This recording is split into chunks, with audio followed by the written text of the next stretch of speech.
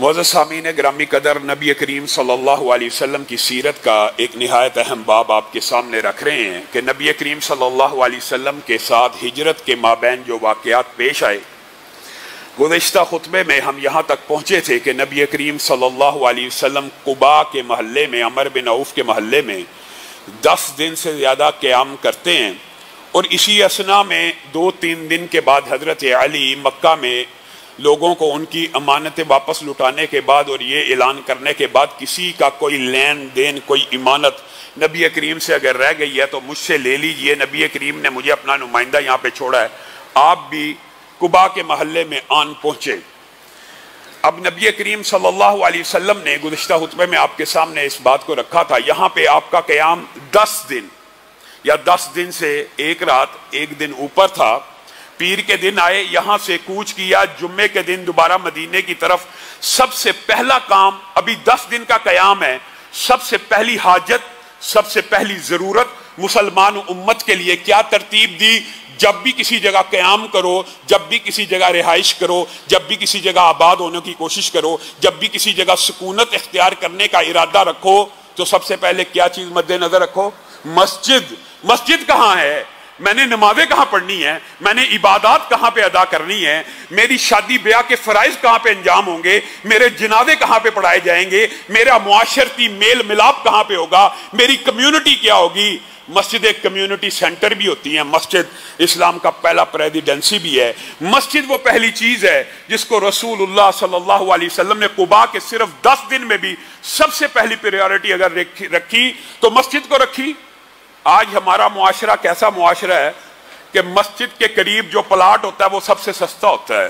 مسجد کے قریب جو پلاٹ ہوا کرتا تھا صحابہ کے دور میں سب سے مہنگا ہوا کرتا تھا۔ تابعین، محدثین اور کئی 100 برس مسلمانوں کا یہ وتیرہ تھا کہ مسجد کی قریب کی زمین سب سے مہنگی ہوا کرتی تھی، اور اب یہ فضیلت شاید خانہ کعبہ اور مسجد النبوی ہی کی رہ گئی ہے کہ ان کی ارد گرد کی زمینیں تو مہنگی ہیں، باقی کسی بھی مسجد کے پاس چلے جائیں ارد گرد کی زمین سستی۔ سب سے سستی زمین کس کی ہے جی؟ قبرستان کے پاس جو پلاٹ ہے وہ سستا ہے یا مسجد کے پاس جو پلاٹ ہے وہ سستا ہے؟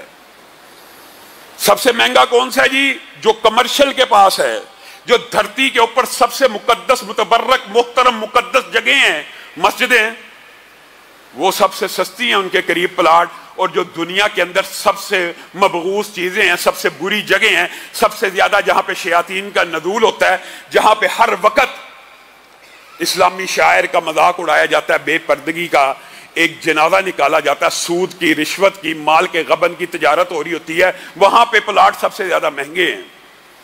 نبی کریم صلی اللہ علیہ وسلم نے مسجد قباء کے اندر اس علاقے میں قیام کے دوران سب سے پہلے مسجد کو قائم کیا۔ لَمَسْجِدٌ أُسِّسَ عَلَى التَّقْوَى مِنْ أَوَّلِ يَوْمٍ أَحَقُّ أَن تَقُومَ فِيهِ۔ اللہ نے بھی کہہ دیا، اے اللہ کے حبیب، اور یہ پوری امت کے لیے ہے، جو مسجدیں اس بنیاد پہ تعمیر ہوئی ہوں، جس کی نیت یہ ہوئی ہو کہ اللہ اس مسجد کو آباد کر تاکہ یہاں پر تیری عبادت کو سر انجام دیا جائے، یہ مسجدیں آباد ہو جائیں، سجدوں سے، رکوع سے، تلاوت سے، ذکر اللہ سے، جمعوں سے۔ جس مسجدوں کی قیام کی نیت یہ ہو، اللہ تعالیٰ نے نبی کریم کو حکم دیا، آپ نے بھی جا کے اس میں قیام کرنا ہے۔ اور رسول اللہ صلی اللہ علیہ وسلم نے اس حکم کی کیسی پیروی کی، مسجد قباء کی فضیلت کے اعتبار سے بھی یہ حدیث نہایت اہم ہے۔ نبی کریم صلی اللہ علیہ وسلم پھر جب تک زندہ رہے، جب تک مدینہ میں رہے، آپ ہر ہفتے میں 1 دن پیدل یا سوار ہو کے مسجد قباء کی طرف جایا کرتے تھے۔ اللہ نے حکم ہی دیا تھا نا، لَمَسْجِدٌ أُسِّسَ عَلَى التَّقْوَى مِنْ أَوَّلِ يَوْمٍ۔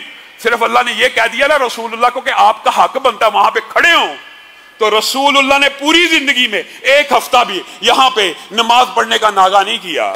اور امت کے لیے کیا نصیحت کی کہ جو بندہ اپنے گھر سے نکلے مسجد قباء کی طرف جا کے نماز پڑھنے کی نیت سے صرف وہاں پہ 2 رکعتیں ہی چاہے پڑھ لے، اس کو کتنا اجر و ثواب ہے۔ آپ مدینہ جائیں، اللہ تعالی ہم سب کو مسجد النبوی کی زیارت کروائے، اور جب ہم مدینہ جائیں تو رسول اللہ کی اس حدیث کو بھی مد نظر رکھنا ہے۔ رسول اللہ نے کہا جو مدینہ میں آ گیا ہے، یا جو مسجد النبوی سے یا مدینہ سے یا کہیں سے بھی مسجد قباء میں اس نیت اور ارادے سے نکلتا ہے، قرآن پاک کی اس آیت کی روشنی میں صرف 2 رکعتوں کو ادا کرتا ہے تو اللہ رب العزت اس 2 رکعتوں کے بدلے میں اسے پورے کے پورے عمرے کا ثواب دے دیتے. اور اللہ کے فضل و کرم سے جو مسلمان بھائی جاتے ہیں مدینہ میں مسجد النبی میں، وہ ایک دن ضرور ایسا کرتے ہیں کہ مسجد قباء میں جا کے 2 رکعتیں پڑھتے ہیں. اور چاہیے تو یہ کہ جتنے دن بندہ مدینہ میں رہے، 5 10 15 منٹ کا سفر ہے، وہاں پہ جائے اور 2 رکعتوں کو ادا کرے اور عمرے کا ثواب پالے. گویا پہلی بات یہ سمجھنے کی ضرورت ہے کہ انسانی زندگی کا لازم و ملزوم جو جز اور عنصر ہے جس کو ہم فراموش کر چکے ہیں، وہ مسجد ہے. وہ مسجد ہے. یہاں سے جمعے کے دن نبی کریم صلی اللہ علیہ وسلم نے انصار کو خبر کر دی. 10 دن یہاں پہ رکنے کا بھی ایک سبب تھا، اور یہ واقعات بھی موجود ہیں کہ جب مسجد قباء کے اندر رسول اللہ صلی اللہ علیہ وسلم پہنچے تو حضرت ابو بکر اور آپ اکٹھے تھے، اور حضرت ابو بکر کھڑے تھے، رسول اللہ بیٹھے ہوئے تھے. تو لوگوں نے چونکہ رسول اللہ کو دیکھا نہیں تھا ہوا تو وہ کنفیوز ہو جاتے تھے کہ ابو بکر حضرت محمد صلی اللہ علیہ وسلم ہیں کہ یہ جو بیٹھے ہوئے ہیں یہ نبی کریم ہے. لیکن جب دھوپ بڑھ گئی اور حضرت ابو بکر نے ان کے اوپر چھاؤں کی اپنی چادر سے، پھر لوگوں کو اچھی طرح پتا چل گیا کہ یہ کھڑے ہونے والا خادم ہے اور یہ رسول اللہ صلی اللہ علیہ وسلم ہے. یہاں پہ حضرت علی کے ساتھ ایک واقعہ بھی پیش آیا، جزوی طور پہ بات آئی ہے، یہ بھی ذکر کر دیتا ہوں. حضرت علی نے قباء کے محلے میں رہتے ہوئے ایک رات ایک عجیب واقعہ دیکھا کہ ایک شخص نے ایک عورت کا دروازہ کھٹکایا ہے اور عورت باہر نکلی ہے. اس عورت کے ہاتھ میں چند ٹکڑے تھمائے ہیں اور واپس چل دیے. اور حضرت علی یہ واقعہ جناب سہیل بن حنیف رضی اللہ کی وفات کے بعد جب وہ عراق میں وفات پاگے سنایا کرتے تھے کہ یہ سہیل اتنا عظیم انسان ہے کہ قباء میں جب میں ٹھہرا تھا ایک رات یہ واقعہ پیش آیا تو میں نے جا کے اس عورت سے پوچھا یہ کیا معاملہ ہے، وہ کون شخص تھا؟ تو اس عورت نے بتایا میں تو بے آسرا ہوں، یہ سہیل بن حنیف مجھے ایندھن فراہم کرتے ہیں. آج انہوں نے چند بتوں کو توڑا ہے اور ان بتوں کے ٹکڑے لا کر لکڑی کے مجھے دیے ہیں کہ میں آگ میں جلا دوں اور روٹی کا بندوبست کروں. حضرت علی اس واقعے کو عراق میں سنایا کرتے تھے کہ ہم صحابہ وہ تھے جو بتوں کو توڑ دیا کرتے تھے، جو بتوں کو اگر لکڑی کے بنے ہوتے تھے تو جلا دیا کرتے تھے. حضرت علی نے اپنے بارے میں کہا ہے کہ مجھے اللہ کے رسول نے یہ حکم دیا جو قبر ایک بلش سے اونچی نظر آئے اس کو برابر کر دو، جو بت نظر آئے اس کو گرا دو، تحقیق کر دو، ہر چیز کو برابر کر دو، شرک کے ہر اڈے کو ملیا میٹ کر دو. تو حضرت علی اس واقعے کو بھی قباء کے باب میں اور سہیل بن حنیف کی وفات کے موقع کے اوپر سنایا کرتے تھے. یہاں سے جمعے کے روز جب نبی کریم صلی اللہ علیہ وسلم مسجد النبوی یا مدینہ منورہ، تب مسجد النبوی تو بنی نہیں تھی، مدینہ منورہ کی طرف جب روانہ ہوئے انصار کو خبر کر دی. 10 دن کا یہ جو قیام ہے اس حوالے سے جو سمجھنا چاہتا ہے رسول اللہ صلی اللہ علیہ وسلم نے مدینہ سے پہلے 10 دن کا قیام قباء میں کیوں کیا، محدثین مفسرین نے اس کے بارے میں سیرت کی کتابوں میں مفصل لکھا ہے. مختصر بات یہ ہے نبی کریم یہ بھی چاہتے تھے کہ انصار میرے آنے سے پہلے اچھی طرح تیاری کر لیں، کسی کے ذہن میں کوئی ابہام کنفیوژن باقی ہے اپنے قبائل کے ساتھ مشاورت کر دے کہ ہم نے اب مل کر رسول اللہ صلی اللہ علیہ وسلم کو مدینہ میں لے کے آنا ہے، ان کا استقبال کرنا ہے.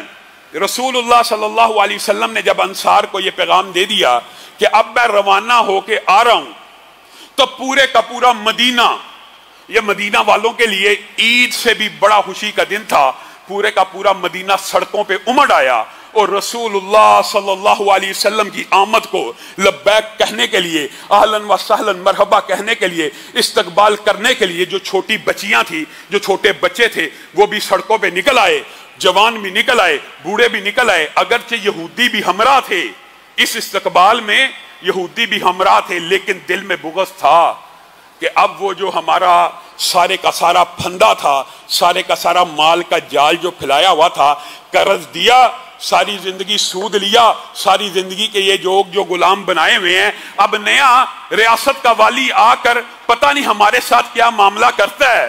اور ان کو یہ بات کا علم تھا یہ نبی ہے، یہ پیغمبر ہے، یہ رسول ہے، تو سود تو باقی رہنے نہیں دے گا. تو ہماری تو اجارہ داری غلامی کس بنیاد کے اوپر تھی؟ مال کی بنیاد کے اوپر. جس طرح آج کل بینکوں نے یہ ہتھیار اپنایا ہوا ہے، آپ گاڑی لے لیں، ایک بندے کی پسلی ہے وہ سائیکل لینا چاہتا ہے، اس کے پاس سائیکل کے نقد پیسے ہیں، اس کو کہتے ہیں نہیں سائیکل نہ لے، موٹر سائیکل لے لے. جس کے پاس موٹر سائیکل کے پیسے ہیں اس کو کہتے ہیں نہیں گاڑی لے لے. नबी करीम तो ये कहते हैं कि जितनी जेब में नकद पैसे हैं उसके मुताबिक चीज को खरीद लो, अपनी चादर के मुताबिक अपने पाँव को फैलाओ, नकद ब नकद सौदा करो। ये रसूलुल्लाह ने जो तबलीगें की हैं ये इसीलिए की हैं कि इंसान गुलामी के इन अनदेखे फंदों में न फंस जाए। बेचारा कोई मोटरसाइकिल ले लेता, साइकिल के पैसे जेब में रख के, कोई गाड़ी ले लेता है, मोटरसाइकिल के पैसे जेब में रख के, फिर होता क्या है सारी जिंदगी किस्तें भी उतारता रहता है, ना किस्तें उतरती हैं। उनकी गुलामी अलग, उनका खौफ अलग, अभी आके गाड़ी पकड़ लेंगे, अभी किस्त ना अदा की ये हो जाएगा। यही गुलामी का तरीका तब भी राइज था और उनके दिल में ये खौफ था रसूलुल्लाह सल्लल्लाहु अलैहि वसल्लम आके ये सूद के सारे सिलसिले बंद ना कर दें। और हुआ भी यही, रसूलुल्लाह सल्लल्लाहु अलैहि वसल्लम ने सारे सिलसिलों को बंद करके कहा जो नकद का पैसा रह गया है बस वही अदा होगा, बाकी हर सूद को खत्म किया जाता वगैरह।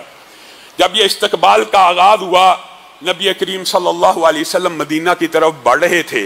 मुहद्दिसीन ने, मुफस्सिरीन ने, सीरत नगारों ने यहाँ पे बहुत से अल्फाज को रकम किया है। बाद अल्फाज ये हैं कि मदीना के लोग खुशी में ये कह रहे थे रसूलुल्लाह आगे, नबीउल्लाह आगे, ला इलाहा इल्लल्लाह मुहम्मदुर रसूलुल्लाह, ये तीनों अल्फाज भी हैं। और बाद रवायात के अंदर ये अल्फाज भी हैं जब रसूलुल्लाह सल्लल्लाहु अलैहि वसल्लम तेजी से मदीना की तरफ बढ़ रहे थे। और रसूलुल्लाह की चाल के अंदर, सीरत के अंदर एक बात ये भी है, रसूलुल्लाह सल्लल्लाहु अलैहि वसल्लम कदरे तेज चला करते थे। और तेजी का आलम यह था, अगर कोई आम इंसान रसूलुल्लाह को चलते देखता तो वो ये गुमान करता कि इतनी तेज चल रहे हैं जैसे कोई बंदा ऊंचाई से नीचे उतर रहा हो, जो रफ्तार उसकी नीचे उतरते वक्त होती है। रसूलुल्लाह की नॉर्मल वॉक इस अंदाज में हुआ करती थी। जब रसूलुल्लाह सल्लल्लाहु अलैहि वसल्लम तेजी से कदम उठाते हुए मदीना की चढ़ाइयां चढ़ रहे थे तो उस वक्त मदीना वालों ने, सीरत नगारों ने यह बात भी लिखी है, इन अशआर को पढ़ा था, तलाल बद्रु अलैना मिन सनियातिल वदा वजब शुक्र अलैना मा दआ लिल्लाहि दा। तलाल बद्रु अलैना, हमारे ऊपर तो आसमान से चांद का कोई खूबसूरत टुकड़ा जगमगा रहा है और सनियातुल विदा की घाटी के ऊपर ऐसे लगता है जैसे 14वीं का चांद चढ़ आया है। वाजब शुक्र अलैना मा दआ लिल्लाहि दा, हमारे ऊपर अब अल्लाह का शुक्र करना वाजिब है कि जिस चीज की दुआ की थी अल्लाह ताला ने आज वो हमें अनायत कर दी। और आगे भी, इसके अलावा भी इस शेर के अंदर ये पूरी नज़म आपने सुनी होगी, इसमें बेशुमार अल्फाज हैं जो बात ज़ईफ हैं और बात सही हैं। जो सबसे मुस्तनद बात है और इसके अंदर भी अगरचे ज़ोफ मौजूद है लेकिन ये रवायत ठीक है कि तलाल बद्रु अलैना मिन सनियातिल वदा वजब शुक्र अलैना मा दआ लिल्लाहि दा अय्युहल मबऊसु फीना। ये भी रसूलुल्लाह सल्लल्लाहु अलैहि वसल्लम को कहा मदीना के लोगों ने कि जेता बिल अमरिल मुता, आप एक ऐसा हुक्म लेके आए हैं कि जिसकी मदीने वाले पैरवी करेंगे। रसूलुल्लाह का ये इस्तकबाल इतना शानदार और जानदार था, यहूदियों के कलेजे हिल गए, मुनाफिक परेशान हो गए कि हमारी सरदारियां तो अब चली गई, इनको तो हर बंदे ने एलानिया रसूलुल्लाह भी कह दिया, नबीउल्लाह भी कह दिया, 14वीं का चांद भी कह दिया, बदर भी कह दिया, कमर भी कह दिया और ये भी कह दिया जेता बिल अमरिल मुता, आप वो हुक्म लेके आए हैं कि मदीना के अंदर उसकी पैरवी होगी। अब नबी करीम सल्लल्लाहु अलैहि वसल्लम की ऊंटनी चल रही है और मदीना के रिहायशी रसूलुल्लाह के इर्द गिर्द दौड़ रहे हैं, आपका इस्तकबाल कर रहे हैं। हर मदीना के शहरी की ये ख्वाहिश है कि अल्लाह के रसूल हमारे घर में दाखिल हो जाएं, हमारे नसीबे जाग उठे। चंद लोगों ने ऊंटनी की महार को पकड़ने की कोशिश की, रसूलुल्लाह ने कहा ना ना ना, इसको छोड़ दो, इसको अल्लाह ताला ने मामूर किया हुआ है, ये वहीं पे जाएगी जहां अल्लाह का हुक्म होगा। अब पहली बात, यहां पे भी ये बात समझने की जरूरत है, अल्लाह का हुक्म कहां हुआ? सबसे पहले ऊंटनी बैठी किस जगह के ऊपर? मस्जिदुन नबवी जहां पे बननी थी, ऊंटनी चंद लम्हों के लिए वहां पे बैठी तो रसूलुल्लाह के मुंह से ये अल्फाज निकले, इंशाअल्लाह यही हमारी मंजिल होगी, यही हमारी मंजिल होगी। मंजिल से यहां पे मुराद क्या? अब बाकी जिंदगी, बाकी अय्याम यहीं पे गुजरेंगे, यही हमारा मतलूब व मकसूद होगी। मदीना वाले हैरान रह गए, ये तो जगह खजूरें खुश्क करने की है, यहाँ पे तो चंद मुशरिकों की कब्रें हैं और उसके साथ कुछ कचरा भी पड़ा है, ऊंटनी यहां क्यों कर बैठ गई? रसूलुल्लाह सल्लल्लाहु अलैहि वसल्लम अपनी मर्जी से बोलते ही नहीं, अल्लाह की वही के ताबे होके बोलते हैं। पूछा ये जमीन किसकी है? कहा सहल और सुहेल नामी दो यतीम बच्चे हैं, अबू जुरारा जो हैं, साद बिन अबी जुरारा उनकी कफालत में है, ये जमीन का टुकड़ा उनका है। रसूलुल्लाह ने कहा यहाँ पे अभी मदीना में दाखिल हो रहे हैं, सबसे पहली फिक्र, सबसे पहली सोच क्या है? यहाँ पे एक मस्जिद बनेगी। मेरे भाइयों, कहाँ पे हैं मुसलमान? अभी कुबा में थे, सबसे पहले मस्जिद की बुनियाद रखी। मदीना में दाखिल हुए, अपनी रिहाइश का इंतजाम नहीं हुआ। ऊंटनी बैठी है, लोगों को कह रहे हैं यहाँ पे मस्जिद बनेगी, ये जमीन किसकी है? सहल और सुहेल की। उनको बुलाया गया, अल्लाह के रसूल ने कहा यहाँ पे मस्जिद बनाने का इरादा है, वो बच्चों के ऊपर भी कुर्बान जाएं। कहते हैं अल्लाह के रसूल मस्जिद बनेगी तो हमारी जमीन हाजिर है, फी सबीलिल्लाह आपको देते हैं। रसूलुल्लाह ने कहा ऐसे नहीं लूंगा, कीमत को अदा करूंगा। कीमत को अदा किया, उस अहाते की सफाई करवाना शुरू की। वहां जो मुशरिकों की कब्रें थे उनको उखाड़ दिया, उखाड़ कर बाहर फेंक दिया गया, उस कचरे की सफाई कर दी गई।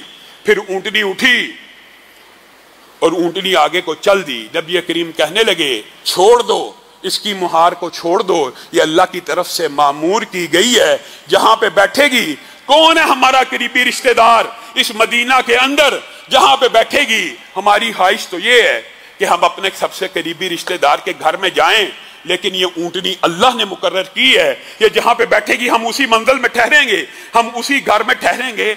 जब तक मस्जिद नबवी कायम नहीं हो जाती, जब तक वो प्लाट जिसके बारे में जिक्र हुआ है वो मुकम्मल नहीं हो जाता, जब तक उम्महातुल मोमिनीन के हुजरे नहीं बन जाते, जब तक असहाबे सुफा का चबूतरा नहीं बन जाता, हम उस घर में ठहरेंगे और कुर्बान जाएं। आपको पता है ना कि नबी करीम सल्लल्लाहु अलैहि वसल्लम का सबसे करीबी रिश्तेदार मदीना में आपका नन्याली था, बनु नजार का जो कबीला था।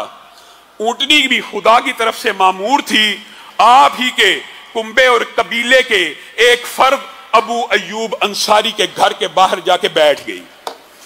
अब मदीने वालों ने इस चीज को महसूस किया कि यार अबू अयूब अंसारी का घर तो बड़ा छोटा है, ये जो रऊसा है, ये जो बड़े बड़े महल्लात है, हजरत हसन बिन साबित का इतना बड़ा अजीमुशान महल था और लोगों के महल्लात थे, ये ऊंटनी यहाँ पे बैठ गई है। उन्होंने सोचा शायद थक के बैठ गई। बाद रवायात में यह आता, उन्होंने फिर उठाया, ऊंटनी ने उसी वक्त चक्कर काटा, फिर उधर आके बैठ गई। अब उनको समझ आ गई नहीं नहीं ये अल्लाह ही की तरफ से मामूर है। तो नबी करीम ने अबू अयूब अंसारी को कहा करो बंदोबस्त, अब तुम्हारे घर में अल्लाह ताला ने मुझे कयाम का मौका दिया है। अबू अयूब अंसारी, उनके नसीबे का क्या कहना, खुशी से खिलखिला उठे। अल्लाह के रसूल निचले हिस्से में मैं रहूंगा, आपके लिए ऊपर वाला पूरा हिस्सा मुख्तस है, ताकि आपकी खिदमत के लिए आसानी हो, आप आवाज दें, लपक के आ जाएं, आप जो बात करें। तो रसूलुल्लाह सल्लल्लाहु अलैहि वसल्लम ने मेहमानी के आदाब में से मुसलमानों को एक नसीहत भी की उस वक्त, और क्या कहा, किसी मेहमान के लिए सबसे बेहतरीन रहने की जगह नीचे वाली मंजिल ही होती है। किसी मेहमान के लिए सबसे बेहतरीन जगह नीचे वाली मंजिल ही होती है। यह रसूलुल्लाह का फरमान है। लेकिन इस फरमान से, इन एथिक्स से, इन अखलाकियात से भी आज के मुसलमान जानते ही नहीं। शायद हो सकता है कि जानते ही ना हो। आज मेहमान आया, उसको तीसरी मंजिल पे चढ़ा देना, चौथी मंजिल पे, दूसरी मंजिल से नीचे तो गुजारा ही नहीं होना। और रसूलुल्लाह सल्लल्लाहु अलैहि वसल्लम ने आपको और मुझे कहा कि मेहमान के लिए सबसे बेहतरीन जगह नीचे वाली मंजिल है। रसूलुल्लाह ने जब नीचे वाली मंजिल में क़याम किया, बाद वाक़यात ऐसे हुए, एक मरतबा हजरत अबू अयूब अंसारी से ऊपर पानी गिर गया तो वो जल्दी से अपने कपड़ों से हुशक करने लगे कि चंद कतरे रसूलुल्लाह के ऊपर ना गिर जाएं। फिर परेशानी से रसूलुल्लाह की खिदमत में आए और आके कहने लगे अल्लाह के रसूल ऊपर शिफ्ट हो जाइए, हमें खतरा लगा रहता है, कोई चीज ना गिर जाए, कोई पानी का कतरा आपके ऊपर ना गिर जाए। तो रसूलुल्लाह सल्लल्लाहु अलैहि वसल्लम मुस्कुराने लगे कि ये तो एक आम बात है, मामूली बात है, ऐ अबू अयूब तू तकल्लुफ ना किया कर। और रसूलुल्लाह सल्लल्लाहु अलैहि वसल्लम को इस घर में मदीना के लोग जो थे मुख्तलिफ खाना भेजा करते थे। रसूलुल्लाह जितना खाना खा लिया करते थे, बाकी अबू अयूब अंसारी को और उनकी जोजा को ऊपर भेज दिया करते थे। एक मरतबा अबू अयूब अंसारी ने देखा रसूलुल्लाह सल्लल्लाहु अलैहि वसल्लम ने बगैर खाए लुकमा, और यह भी सीरत की किताबों में लिखा है, हजरत अबू अयूब अंसारी जब रसूलुल्लाह बचा हुआ खाना भेजते थे ना, हजरत अबू अयूब अंसारी उस प्लेट को गौर से देखा करते थे और ये बात खोज लगाया करते थे, टटोलते थे कि रसूलुल्लाह की उंगलियां आखिरी वक्त में किस साइड पे लगी हैं, वहीं से खाने को शुरू किया करते थे। एक दिन देखा پلیٹ بری ہوئی ہے، رسول اللہ نے ایک لقمہ بھی نہیں لیا ہوا اور کھانا اوپر بھیج دیا، دوڑتے ہوئے نیچے آ گئے۔ یہ صحابہ کا مزاج تھا، یہ وہ رسول اللہ صلی اللہ علیہ وسلم کے جانثار تھے۔ آپ نے رسول اللہ صلی اللہ علیہ وسلم کے ساتھ کیا ہم نے اور آپ نے وفا کرنی ہے؟ وہ صحابہ خدا کی قسم رسول اللہ کی اتنی عزت اور اتنا احترام کیا کرتے تھے، رسول اللہ اگر وضو کرنے کے لیے پانی لیتے تھے نا، وضو، یہ صحیح روایات ہے، پانی وضو کے لیے لیتے تھے کہ میں وضو کر لوں تو جو قطرے وضو کے بچتے ہوئے نیچے گر جاتے تھے، صحابہ کی قطار لگی ہوتی تھی کہ قطرہ زمین پہ نہ گرے، ہمارے ہاتھوں پہ گر جائے، اور ہاتھ پہ گرے تو ہم پورے کے پورے چہرے اور جسم پہ مل لیں برکت کے لیے۔ صحابہ کا یہ انداز تھا۔ رسول اللہ کے منہ سے اگر کسی وجہ سے تھوک نکل گئی ہے تو صحابہ کی خواہش ہوتی تھی کہ وہ تھوک ہمارے اوپر گر جائے اور ہم اس کو اپنے کپڑوں پہ مل کے برکت کو حاصل کر لیں۔ یہ ابو ایوب انصاری نے پوری پلیٹ دیکھی، آج رسول اللہ کی انگلیاں نہیں لگی، مزاج آشنائی دیکھیے، رسول اللہ نے نہیں کھایا تو میں کیوں کھاؤں؟ اللہ کے رسول یہ کھانا آپ نے ٹچ نہیں کیا اور آپ نے مجھے بھیج دیا، جس کھانے کو آپ نہیں کھاتے کیا میں ابو ایوب انصاری کھاؤں گا؟ نہیں نہیں ابو ایوب تجھے نہیں پتا، معاملہ یہ ہے کہ اس کے اندر لہسن اور پیاز وغیرہ ڈلے ہوئے ہیں، میں محمد صلی اللہ علیہ وسلم نے اس سے سرگوشی کرنی ہوتی ہے، مراد جبریل امین ہے، ان فرشتوں سے سرگوشی کرنی ہوتی ہے، ان فرشتوں سے بات کرنی ہوتی ہے، اگر میرے منہ سے لہسن اور پیاز کی ہلکی سی بھی سمیل آئے گی تو وہ فرشتے تکلیف محسوس کریں گے، آپ کھا لیجئے۔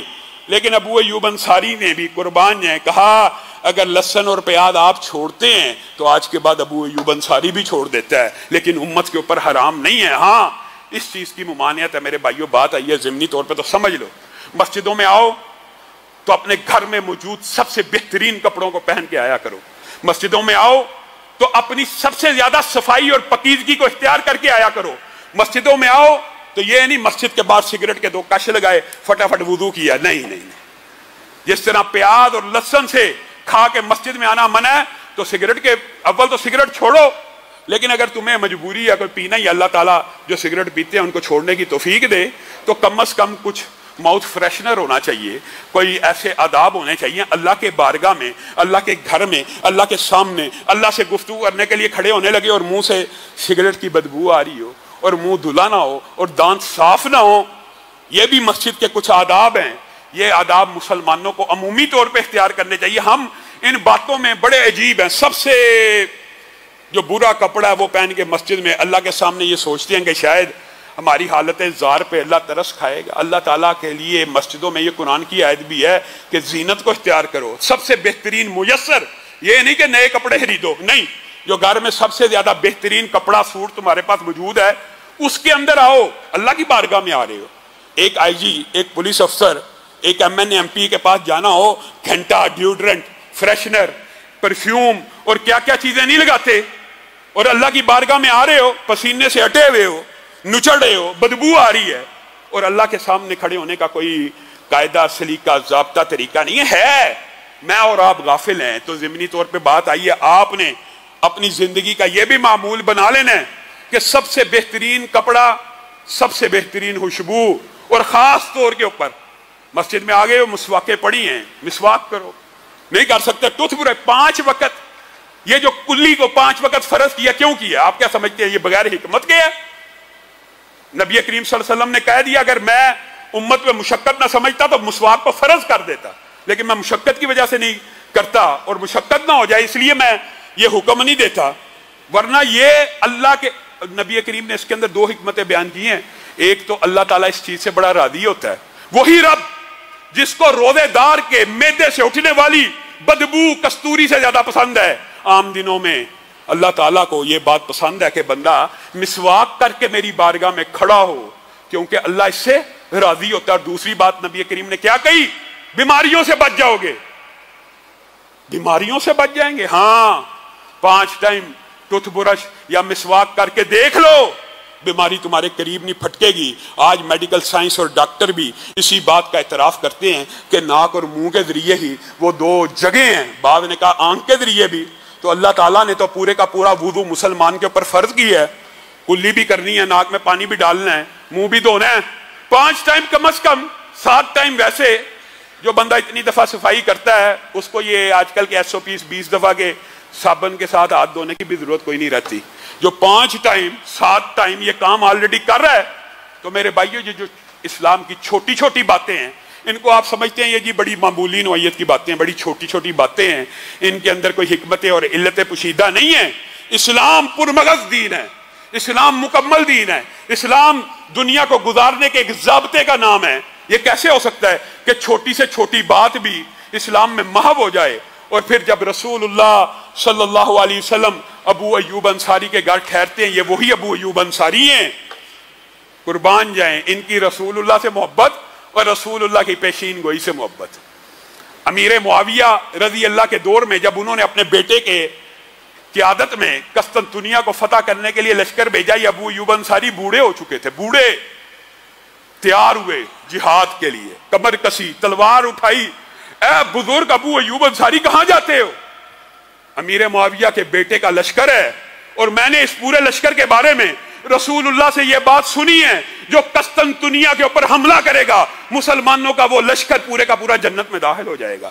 میں ابو ایوب انصاری اس لشکر میں شامل ہوں گا. اور ابو ایوب انصاری اسی لشکر میں شامل ہوئے اور شامل ہو کر اللہ کی طرف سے بیمار ہوئے تو مسلمانوں کو کہنے لگے جب قسطنطنیہ کے آخری مقام پر پہنچ جاؤ تو ابو ایوب انصاری کو اس جگہ دفن کر دینا تاکہ میں کل قیامت کے دن اٹھوں تو اللہ کو یہ کہہ سکوں میں اس لشکر میں شامل تھا جس پورے لشکر کو آپ نے جنت کی بشارت دی ہے. اور صحابہ اور تابعین پہ بھی قربان جائیں, ابو ایوب انصاری آج جو بندہ ترکی جاتا ہے ان کی قبر کی زیارت کر سکتا ہے. اس وقت میں یہ قبر قسطنطنیہ کے قلعے کی دیوار کے نیچے تھی, بالکل جہاں پہ قلعے کی دیوار تھی. آج بھی آپ جائیں وہ آثار آپ کو نظر آ جائیں گے. اور ابو ایوب انصاری کو تابعین اور صحابہ نے جب وہاں پہ دفنایا, قسطنطنیہ کے قلعے کے اوپر جو پہرے دار کھڑے تھے ان کو حرکات محسوس ہوئی. اگلے دن کہنے لگے یہ رات کو تم کیا کام کرتے تھے؟ کہا ہمارے رسول کے ایک عظیم صحابی رات کو فوت ہو گئے ہیں, وصیت کر کے گئے ہیں اس قلعے کے نیچے دفن کرنا ہے, ہم نے ان کو دفن کر دیا ہے. عیسائیوں یہ بات یاد رکھنا, یہاں پہ اللہ کے رسول کا ایک صحابی دفن ہے.